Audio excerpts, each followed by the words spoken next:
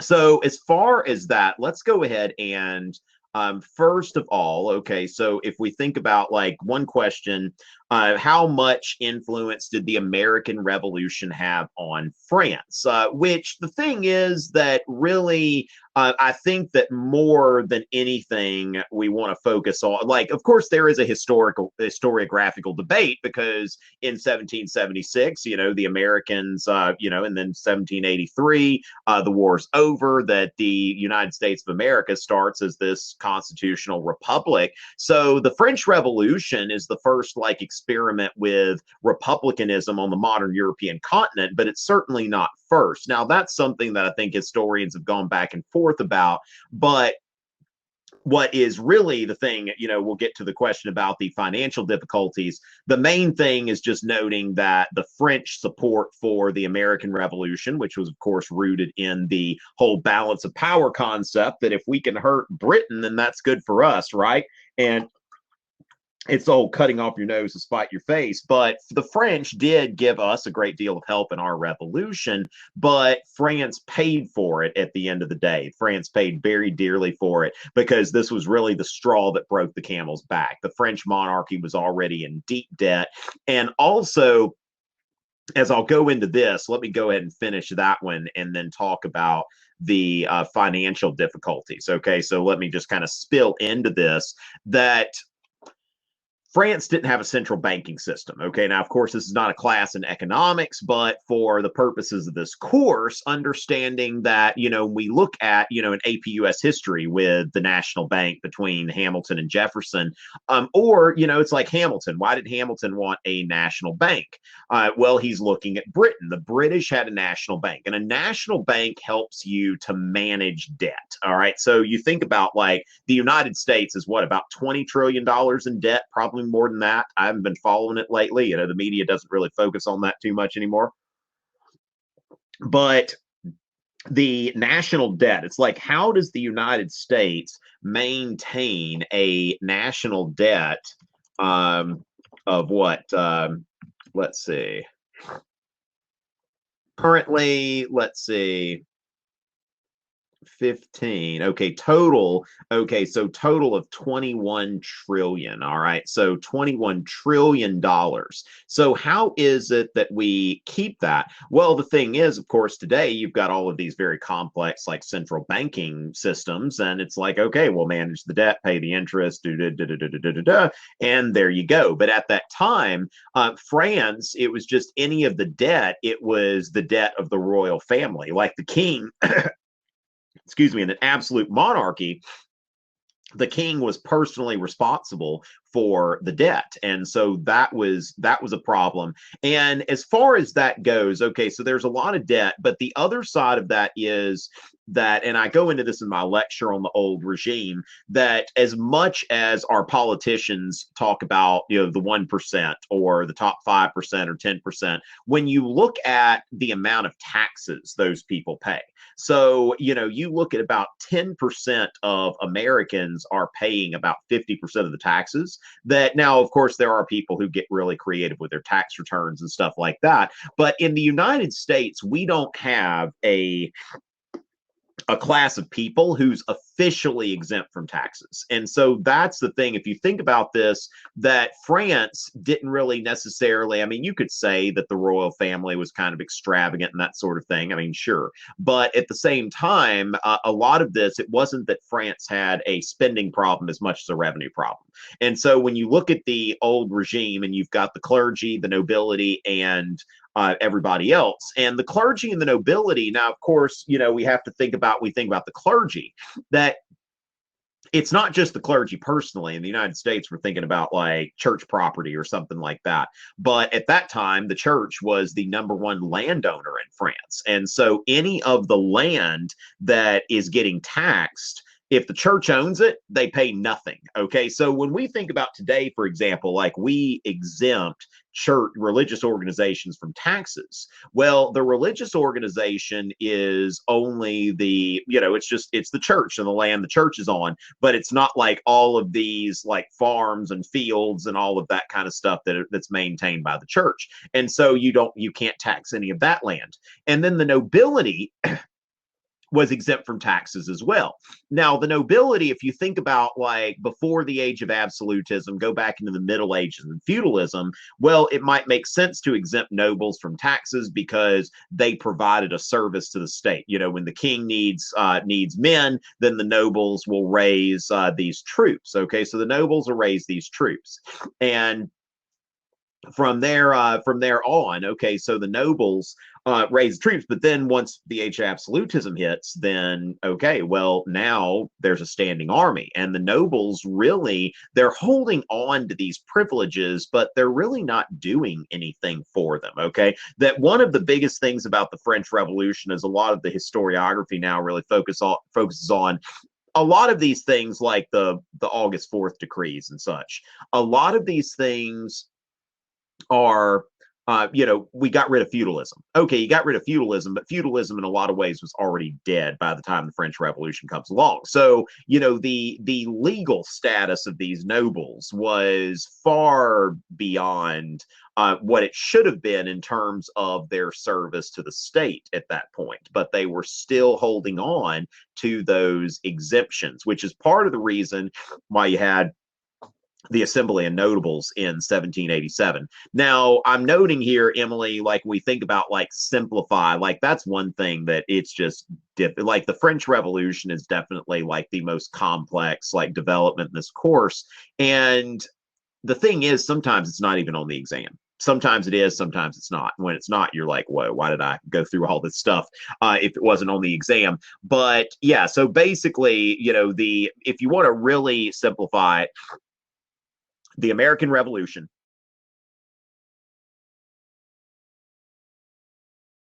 the biggest thing that just pretty much drove the French monarchy to bankruptcy.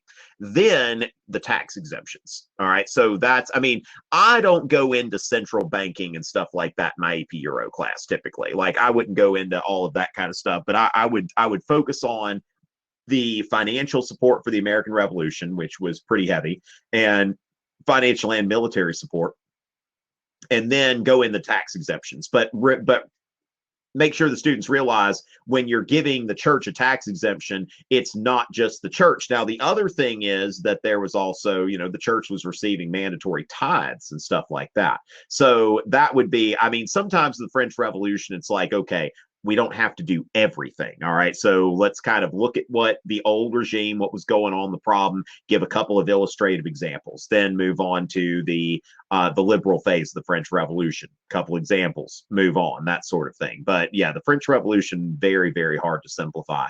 All right. Now that can happen, okay, and actually has happened. Like there have been was it on the exam? I think it was on the exam last year, if I'm not mistaken. Like one of the SAQs actually addressed this. Let me go ahead and pull that up. Let's see, 2018 AP Euro.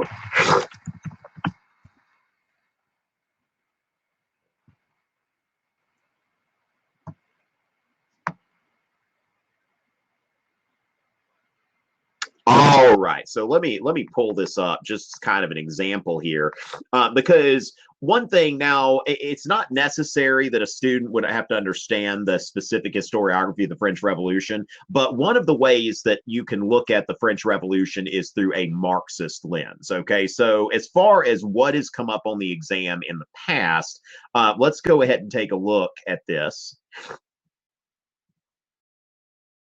Okay, so at the end of the 1700s, now, of course, we see here that he's writing between 1901 and 1904. All right, so he's a French politician, history of the French Revolution. All right, so at the end of the 1700s, two great revolutionary forces enormously increased the intensity of events. The two forces were these. On one hand, the French nation had reached intellectual maturity, and on the other, the French bourgeoisie had reached social maturity.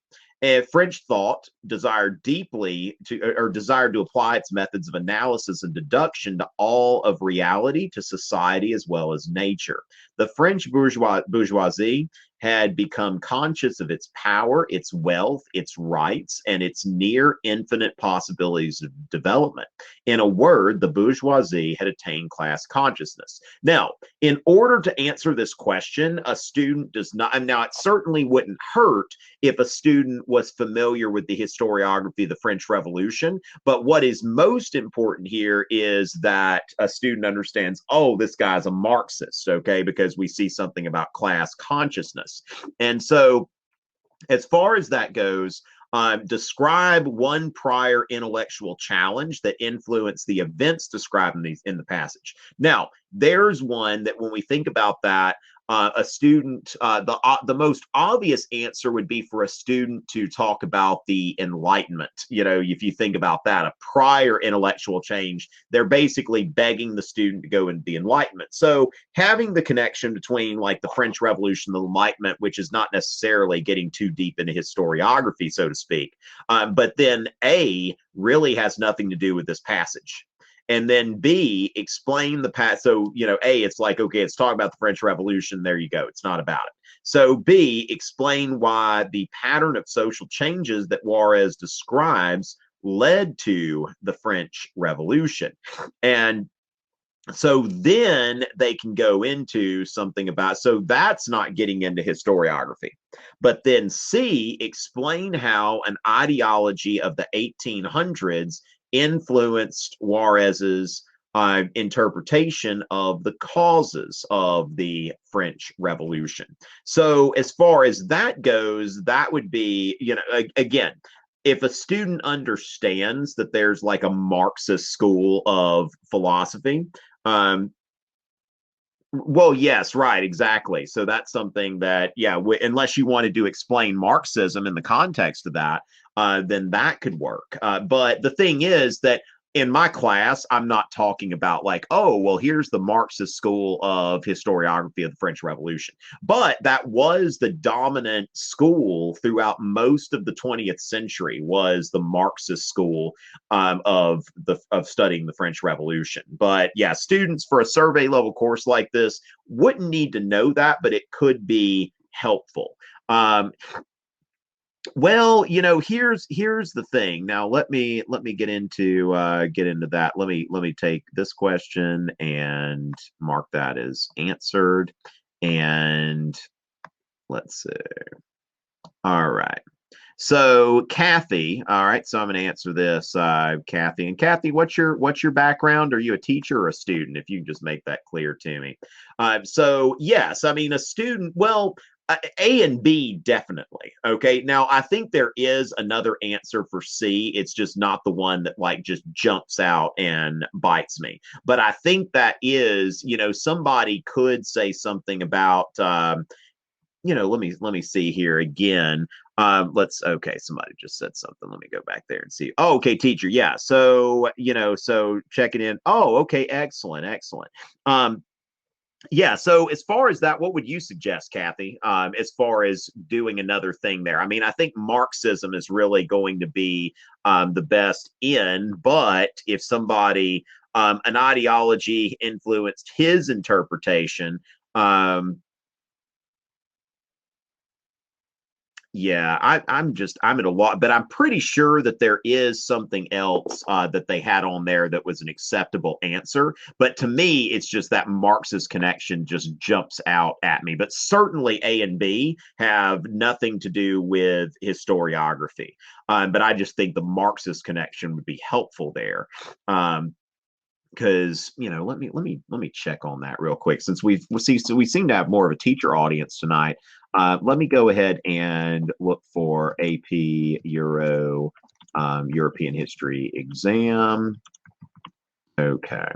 And let me actually go into here. I'll share my screen with y'all. We'll actually go and take a quick look at the materials that come with that question and see what is it that the College Board, because usually they're not going to put an answer on an SAQ that would give a student only like one possible answer.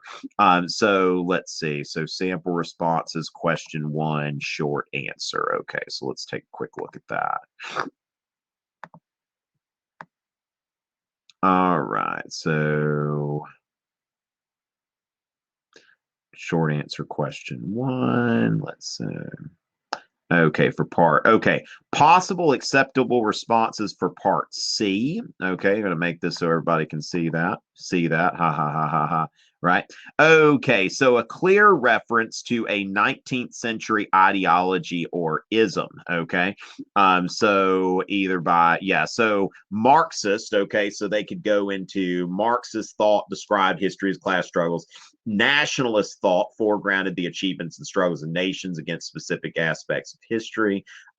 Framing of the revolution as a stage of French national development, and then the Industrial Revolution. So let's see, they'll still earn a point for an explanation if they mislabel something. Yeah, so the thing is, it looks like, but I almost feel like that nationalism aspect. I feel like one person was talking.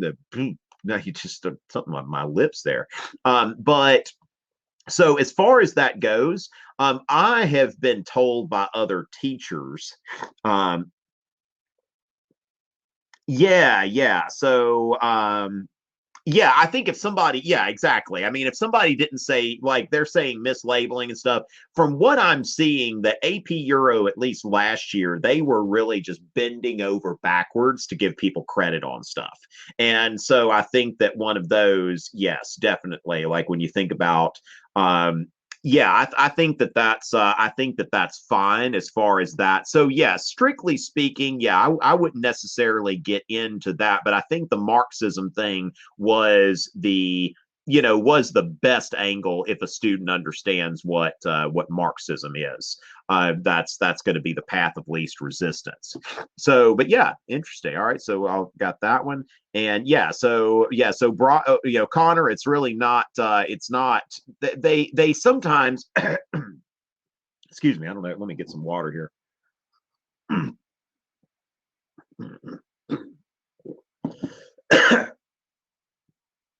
Sorry about this. Okay.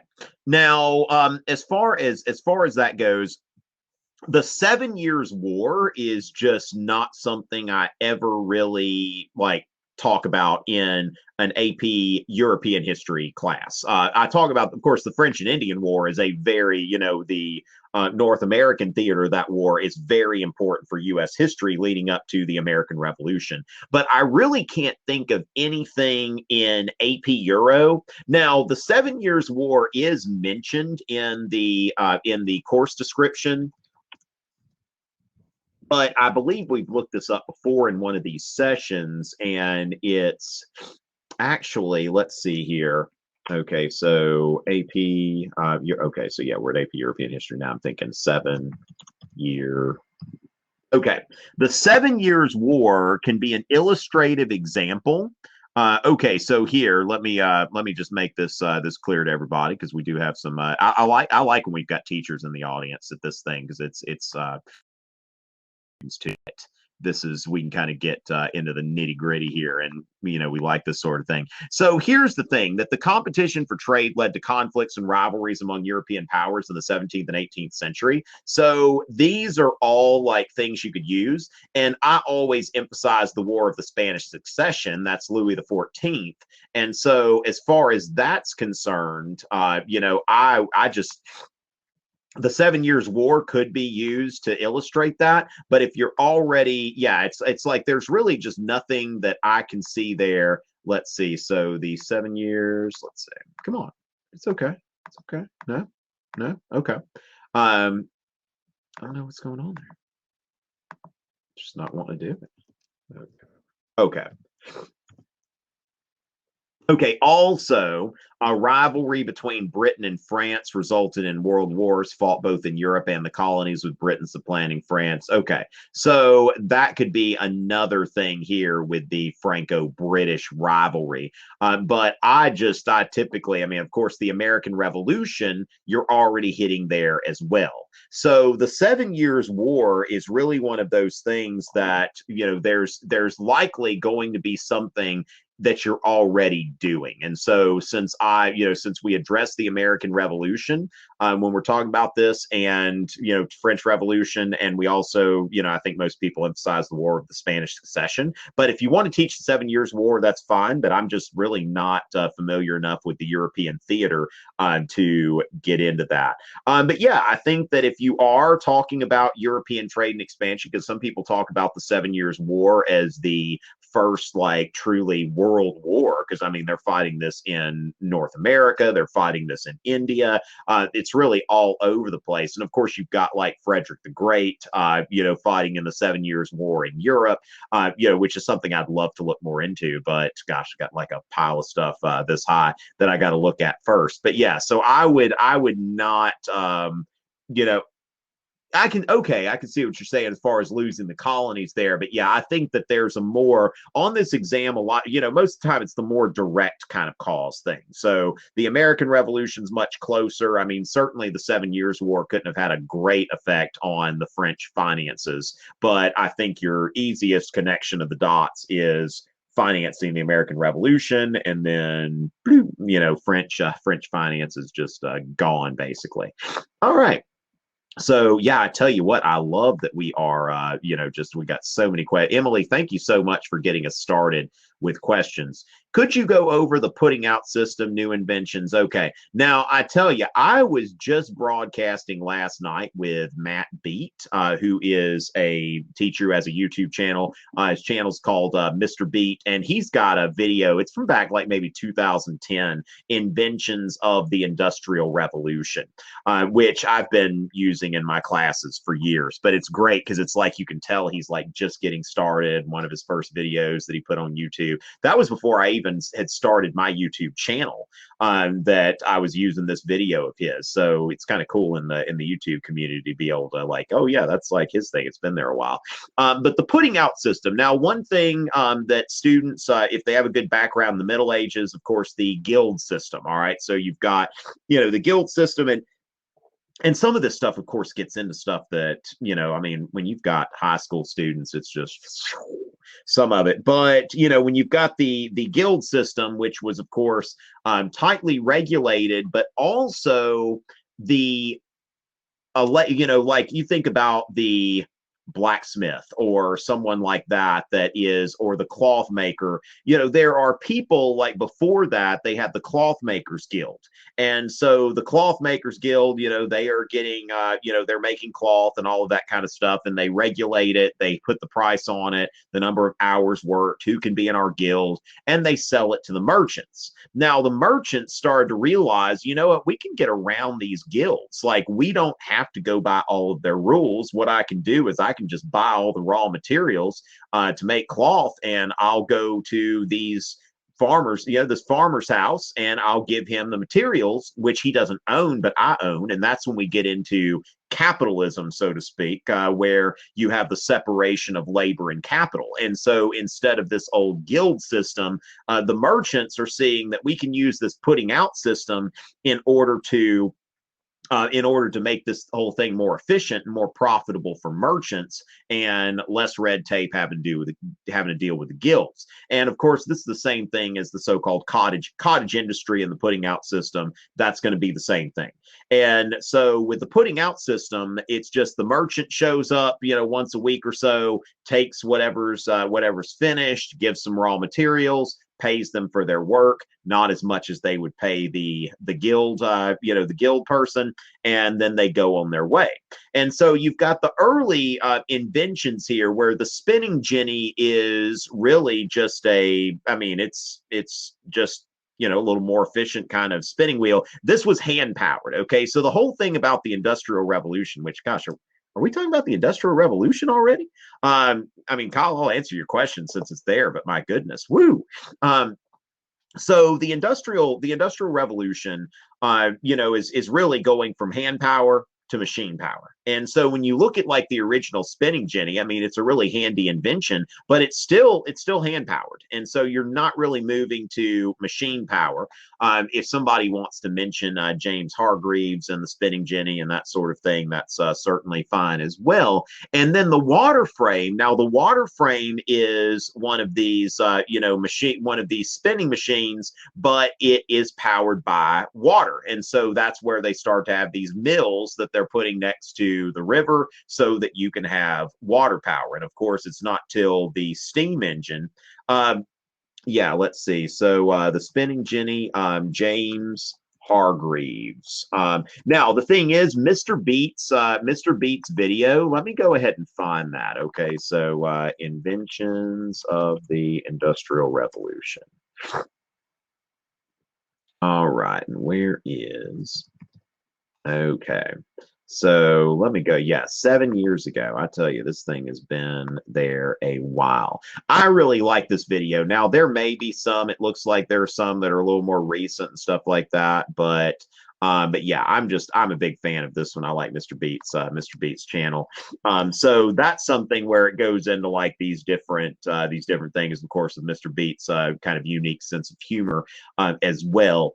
So the water frame, that's basically you've got, but the problem with the water frame is you have to put the mill by a river. And so, you can't really make the cities. It's not until the steam engine where you can put factories right next to each other. So the spinning jenny and the water frame. Now the water frame, they put a mill by the river, but it's out there in the countryside, and it's not really leading to urbanization. But the steam engine is what is going to lead to, of course, a revolution really in, now we're going to put all the factories in one place together, make this thing more efficient. We're going to build railroad lines and put it just, starts going way out once the steam engine becomes a thing. And of course, James Watt in the mid, to late 18th century was the one who perfected that, didn't invent it, but turned it from a, just basically a lab tool, something that like students were just experimenting with, to something that, hey, this actually works.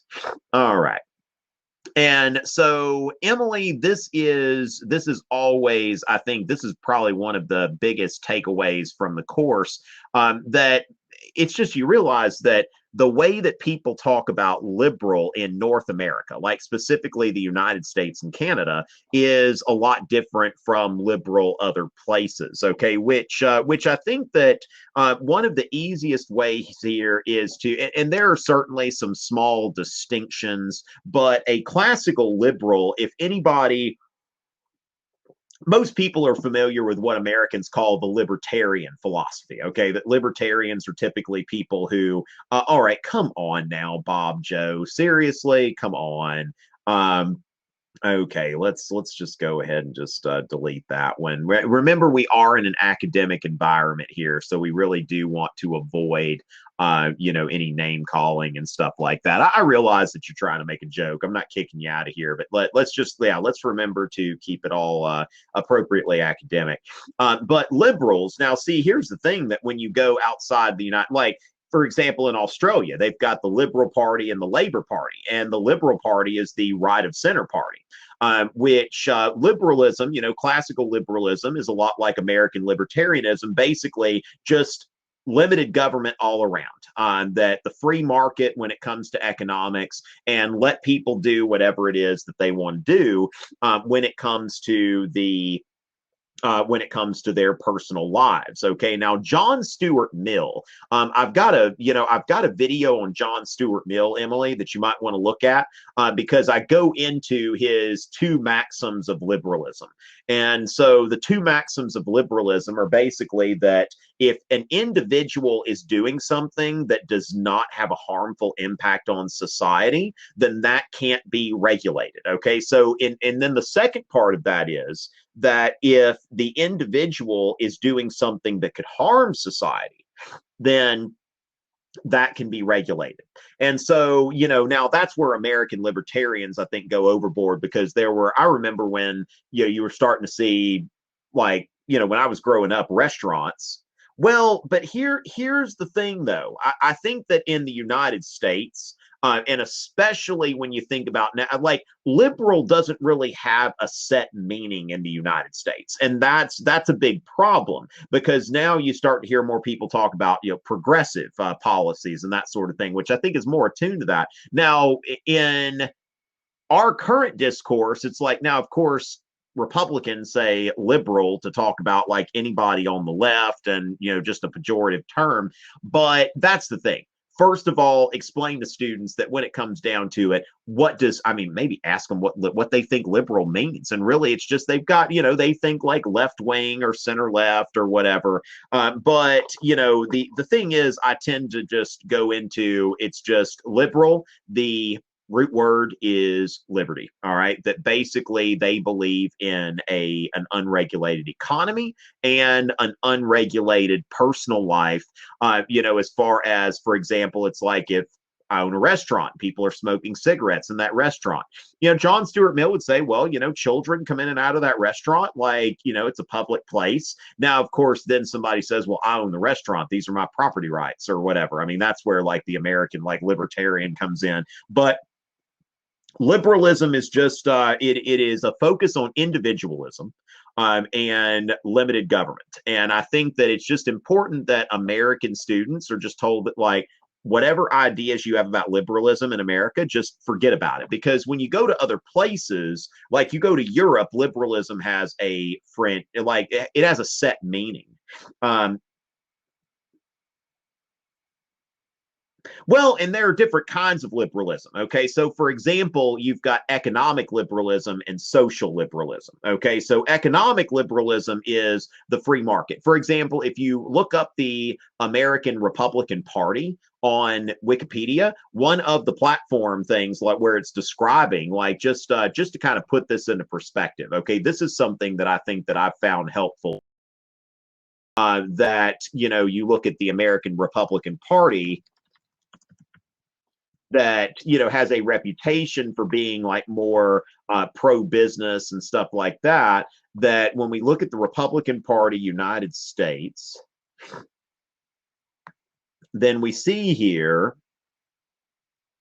ideology. Okay. So we see economic liberalism. All right. So economic liberalism is an economic system organized on individual lines, which means the greatest possible number of economic decisions are made by individuals or households rather than by collective institutions or organizations. So this is still the established meaning of the established meaning of economic liberalism. Now, what happens is some people will say that like in Europe, they've got some parties that are social liberal parties. Okay.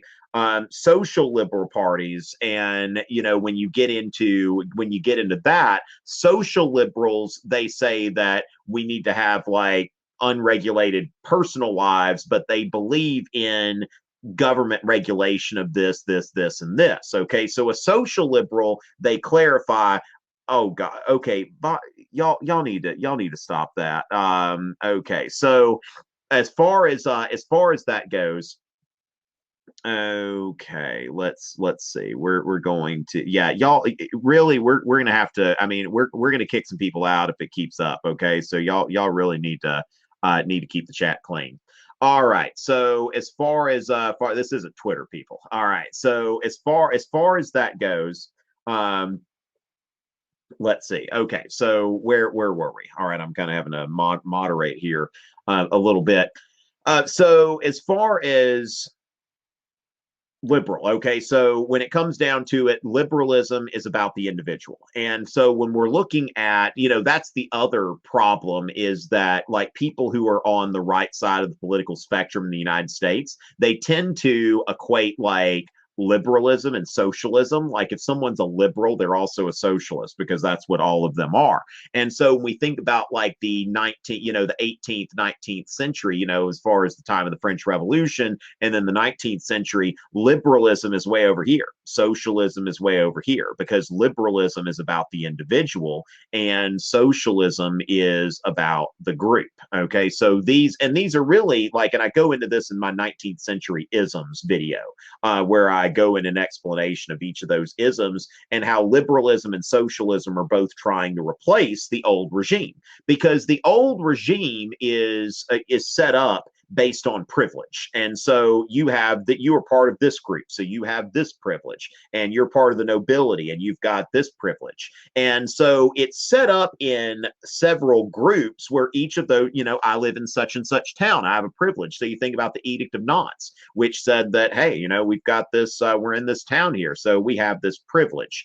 And so that's the old regime, conservatism. Now, that's the other thing, that it's just like conservatism today is not going to be the same as when we think about classical conservatism. So yes, keep them in the 18th century, keep them in Europe. I don't try to compare American liberalism, because the thing is, it's just getting aware now. What does that even mean here? Because there, as somebody alluded to, there's really just not a fixed meaning of liberal in the United States anymore, and it's been a word that's just gone through all kinds of things. But internationally, it still means the same thing as it did. That if somebody's, like for example, there's the VVD party, which is the governing party, like they're the head of the governing coalition right now in the Netherlands, and they are a liberal party. That it's really about like free trade. Adam Smith, of course, economic liberalism. So free trade, limited regulation, low taxes, a pro-business climate. And then, of course, on the other side, that, today in the Netherlands, they have euthanasia for people who have, terminal illnesses and that sort of thing. But the Liberal Party is actually they call it the People's Party, but People's Party for Freedom and Democracy. But they're the liberals. They are actually in support of, there are some parties that support a change in that law that would just allow like anybody, I think over the age of 70, to be euthanized. So if I'm 72 years old and I'm like, you know what, I don't have a terminal illness, but I've lived a full life and I'm ready to die. And they support like change. Now, of course, in the United States, that would be a tough sell. But from a strictly liberal perspective, where it's the basis of the individual, that I am an individual and I've decided that my life has been lived. I'm no longer of an age where I can do a lot of productive work and I want to die. Well, from a liberal perspective, that is that individual's business. Whereas in the United States, now that's where you get into the whole idea of like freedom and individualism and stuff like that. There are some countries that, have a more individualistic kind of mentality than we do.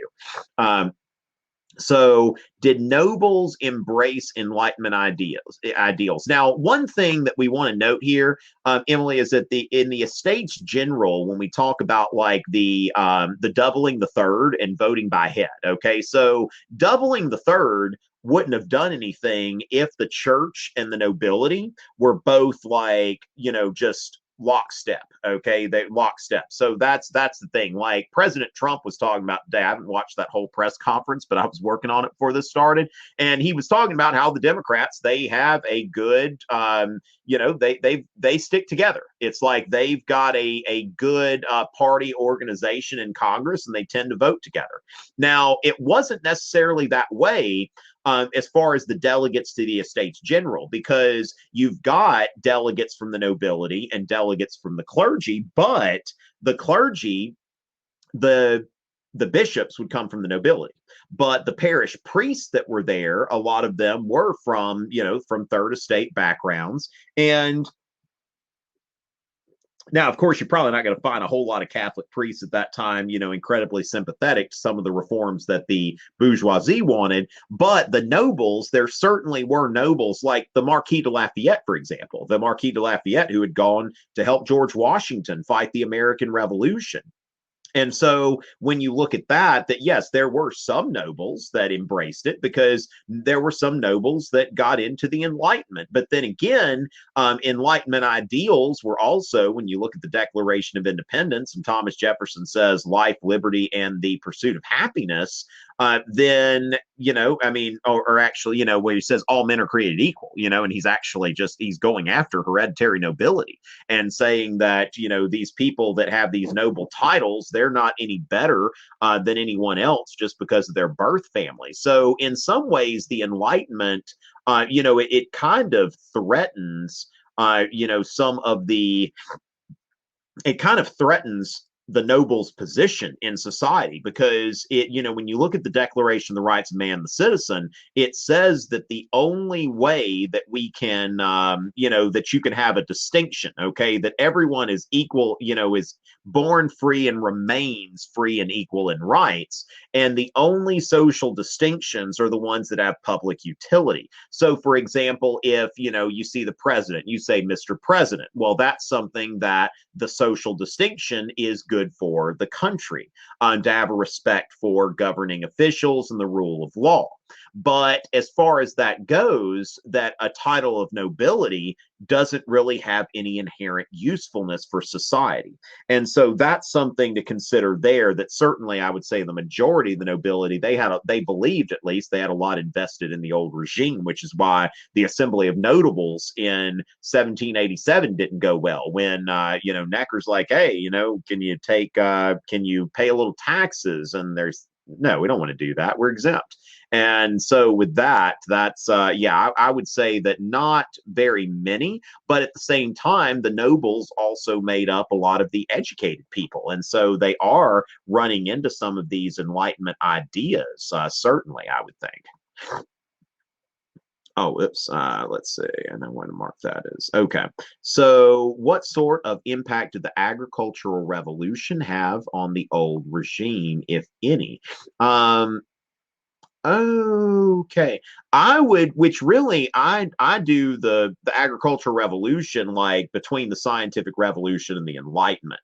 I don't really get now as far, I wouldn't really associate it with the old dream. But one thing I would say, if you look at Britain, for example, so Britain and the Netherlands, you've got the agricultural revolution. I've got a video about this where they've got 4-field crop rotation. So they figured out how to make this more effective. The seed drill. So you've got, agriculture is getting more efficient, but also agriculture is getting more business-like. Okay. So one of the things that you would see here is that the British, who had very few nobles, like French nobles, I think, made up about 1.5% to 2% of the population in France. By comparison, the British had a very, very small nobility. So so the British had a very small nobility, and it's the class of gentry that's really commercializing agriculture. And so one thing that you see in Britain, like by the 19th century, the House of Commons people bragged that the House of Commons could buy out the House of Lords 4 times over. So certainly in Britain, and of course you see where the British, they're able to absorb this gentry class, okay? Because that's really the problem with the French, is that they have this their upper middle class, their bourgeoisie, they're not becoming like integrated in the nobility. They're hitting this kind of glass ceiling. So I would say that, for one thing, I just maybe note the commercialization and that sort of thing. But so let me go ahead, done answering that one. Okay, now as far as that, I wouldn't necessarily I wouldn't really get into atheism at all, okay? Because the thing is that part of the problem is that, for example, in US history, people would call Thomas Paine an atheist. Well, he was a deist. And so when it comes down to it, like atheism, which when you think about the de-Christianization in the French Revolution, Robespierre created this cult of the supreme being, which was kind of like a civic deism sort of thing. And so I do note in my lecture on the Reign of Terror, that when you look today, France is one of the European countries with a higher percentage of atheists. So I think that's something that's worth noting, because that was the first country in Europe where there was a government attack on the religion of Christianity. And So when you think about that, then okay. But I wouldn't think about atheism as like a serious influence on that, because a lot of these people were deists as well. It probably just kind of muddle it up a little bit too much. Um, Okay, France and Austria, Prussia at this time.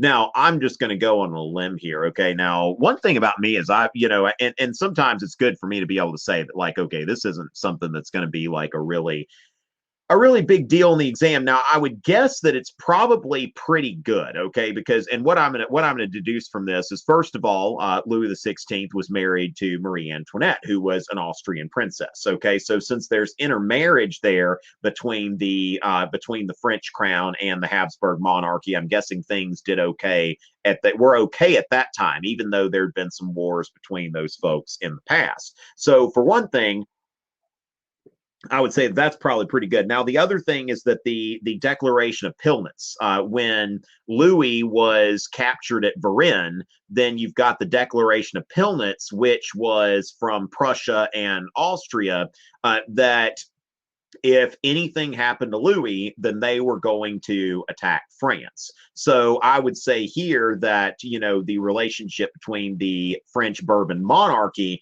at the outset of the French Revolution was good with Austria and Prussia. And of course, when these governments, got involved there and undermine the monarchy, then we started to see something a bit different from that, and that's where you've got the wars of the French Revolution, which were, a fight of these powers, these Central European powers, with the French Republic.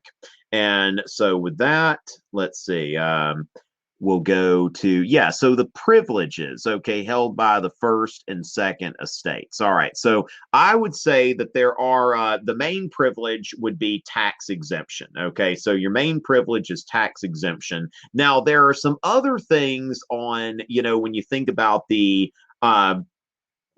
nobles also had some hunting rights. Okay, so Voltaire describes this in his philosophical letters, or letters on England, where essentially a French nobleman has hunting rights. So if I've planted like a row of, I've planted a field, and a nobleman is following a fox onto your property, then now in the British system, I don't think that they have, it's like you've got like hunting grounds and lands and stuff like that. The British system, property rights, somebody can't just pursue game onto your property. But the French, it's like the French nobleman could follow game onto someone's property, and that's it's something that people were kind of resentful about. But I would say that the main thing is the tax exemptions. Now, I could also say take a look at the decrees of August 4th, because those are the ones that get rid of, there are some things like the corvée, which I believe that's, if I'm saying this correctly, that the corvée is this system of like forced labor that, so this was that basically your peasants would then, they could be taken. It was a certain number of days that the peasant could work each year, and so the feudal lord would say, okay, you've got to do this, this number of days of work for me. So that's another thing. So if you want to expand the tax exemption being the main thing, but then seeing the like the corvée and the hunting rights, I would if you want to expand on that a little bit, those would be the ones that I would go after. All right. A hard number, and that's the thing that when we're talking about historical analysis, it's kind of difficult. But typically, about now, and it's okay to tell students 3 to 5% of the population, that it's okay not to have a certain number. There was one time that the first time I was teaching Euro, I said something about like, I said that Louis XIV was 3 years old when he took the throne. And a student looked at me and was like, I thought it was 5. And I about like threw my marker at him. I mean, I was just like, seriously?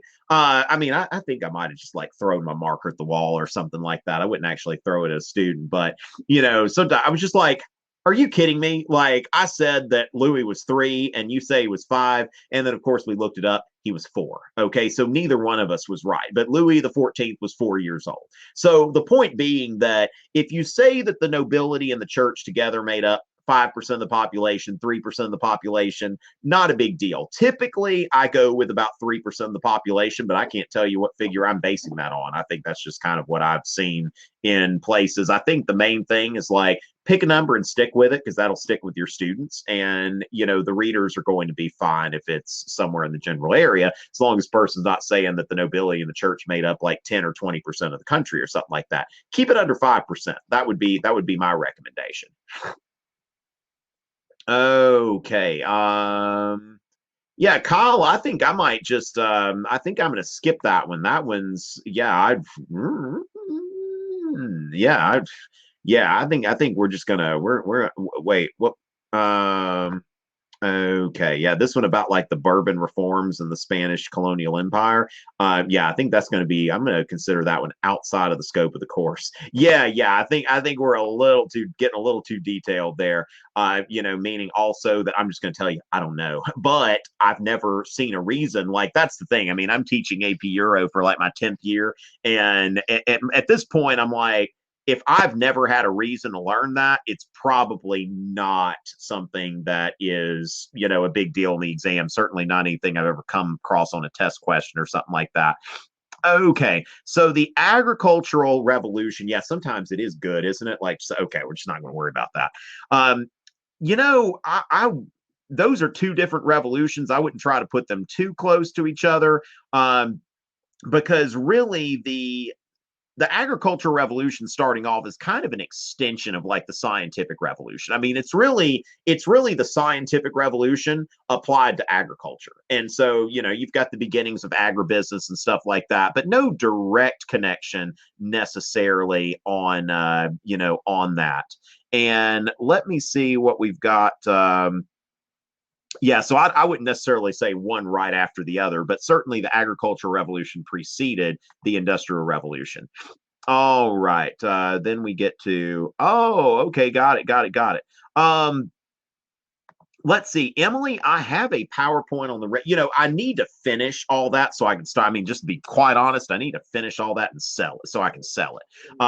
Because I don't have like a full French Revolution PowerPoint series yet, but I'm almost finished because I do have uh the Reign of Terror. Okay. I do have the Reign of Terror, and I don't know if I've got that on the page or not, but I've got the Reign of Terror done. I need to do a PowerPoint on the directory, and then I need to finish my PowerPoint on Napoleon. Like I've got a PowerPoint on Napoleon that is kind of unfinished. But yes, it's one of those things. It's in the works. I'm working on it. It's just, yeah, it's a perpetually unfinished kind of thing. But yes, I am working like my French Revolution lecture series is like my magnum opus, but it's something that I've done like over the course of several years, and I'll do an episode or two and then I'll not touch it again for the next year because I'll move on to something else because I'm teaching this stuff. But yeah, thanks for reminding me that I do need to get my French Revolution materials finished. All right. And let's see.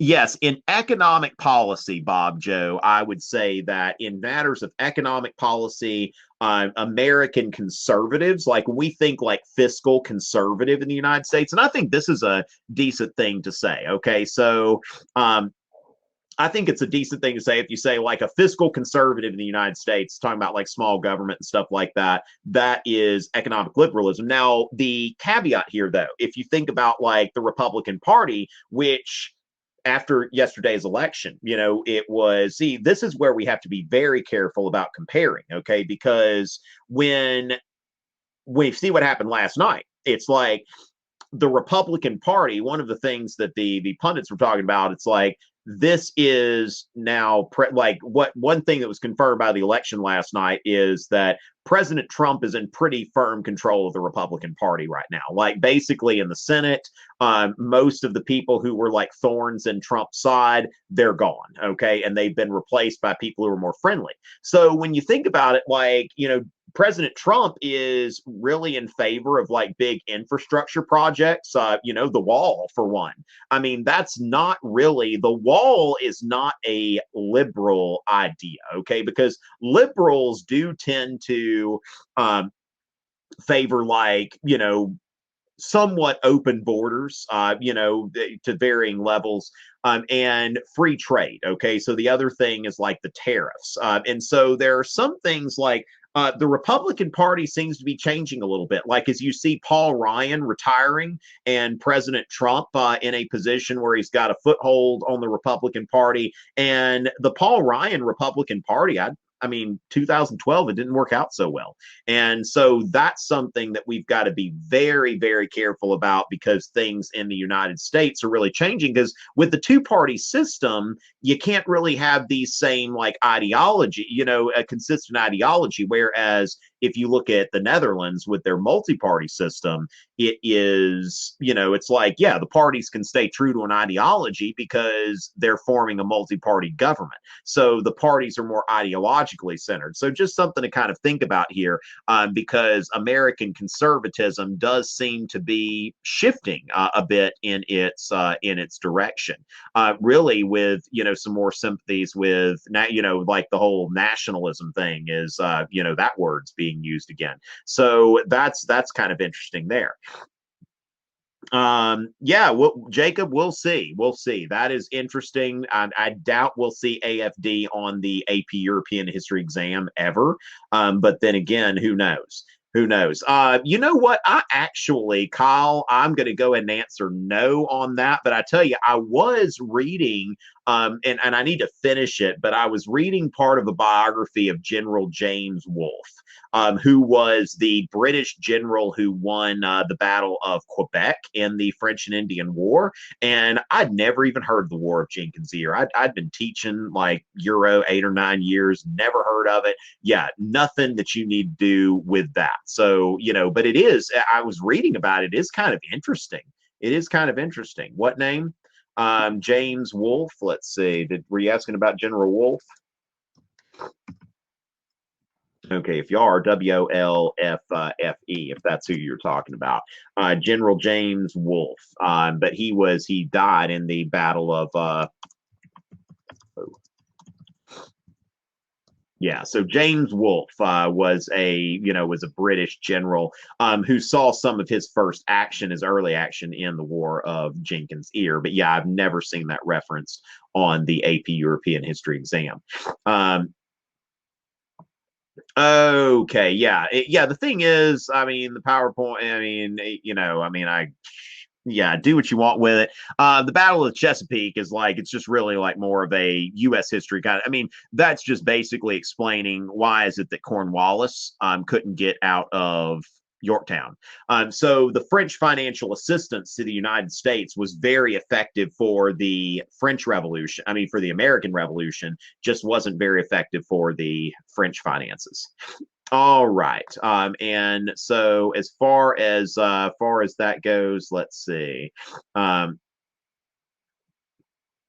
That's interesting. Jacob, has nothing to do with the AP European history exam. All right. So seriously, yeah, all right. Come on, Bob Joe. What in the devil are you doing? All right. So let's see. Okay. Oh, I got you. Okay. Yeah, this isn't really like a podcast, so to speak. This is we're preparing for the AP European history exam here. All right. So, how did the French joining the American Revolution balance the power in Europe? Yeah, we've already been over that one, Connor, but the simple answer to your question there is it wrecked the French financially, and pretty much with no American Revolution, no French Revolution. It's not ideological, it's financial. So with that, all right. So the French approach to relations, yeah, that's not really something we'll see too much of on the AP European History exam. All right, hey, no problem, no problem. And ladies and gentlemen, we'll go ahead. We'll talk some more about the French Revolution next week. And I'm, welcoming. Good that we've got a few people in here. Yeah, some people kind of find their way in here and they don't realize what we're doing, but hopefully you still learn something. So we will be back next week, same time, to talk a bit about the French Revolution. Yes. Oh, yeah.